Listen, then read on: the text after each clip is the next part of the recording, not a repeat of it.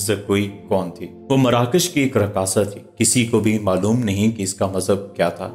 मुसलमान नहीं थी, ईसाई भी नहीं थी।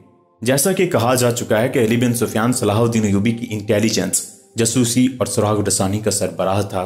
दूसरों के राज मालूम करने के लिए कई ढंग अख्तियार करने पड़ते हैं। सलाहुद्दीन अय्यूबी उसे अपने साथ मिस्र लाया था। यहाँ आकर मालूम हुआ कि सोडानी फौज का सालार नाजी साजिशी और शैतान है। इसके अंदरूनी खाना हालात मालूम करने के लिए अली बिन सुफियान ने जासूसों का जाल बिछा दिया था। उसे राज की एक बात ये मालूम हुई कि नाजी हसन बिन सबा के फिदाइयों की तरह मुखालिफिन को हसीन लड़कियों और हशीशीन से फांसता है, अपने गुरवीदा बनाता या मरा देता है। अली बिन सुफियान ने तलाशे बसियार के बाद किसी की वसातत से ज़कोई को मराकश से हासिल किया और खुद बुर्दा फरोश का बहरूप धारा कि उसे नाजी के हाथ बेच दिया। इस लड़की में ऐसा जादू था कि नाजी उसे सलाहुद्दीन अय्यूबी को फांसने के लिए इस्तेमाल करना चाहता था, मगर खुद ही इस लड़की के दाम में फंस गया। फंसा भी ऐसा कि इसके सामने वो अपने नायब सालार के साथ राज की बातें करता रहा। इसने ज़कोई को जश्न की रात सलाहुद्दीन अय्यूबी के खैमे में भेज दिया और अपनी इस फतह पर बेहद मसरूर था कि सलाहुद्दीन अय्यूबी को इसने बुत तोड़ दिया है। अब वो इस लड़की के हाथों से शराब भी पिला सकेगा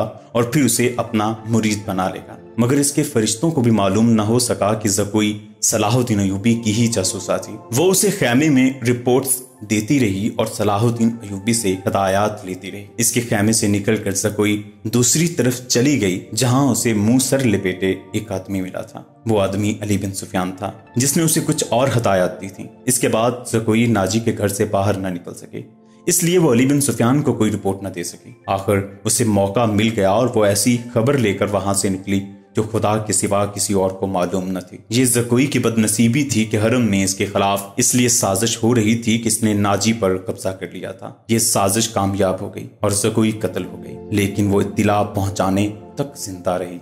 इसके मरने से कुछ अरसा बाद वो मुआवजा जो अली बिन सुफियान ने इसके साथ तय किया था, सलाहुद्दीन अय्यूबी की तरफ से इनाम और वो रकम जो अली बिन सुफियान ने नाजी से बुर्दा फरोश के भेस में ज़कोई की कीमत के तौर पर वसूल की थी, मराकश में ज़कोई के माजूर वालिदैन को अदा कर दी।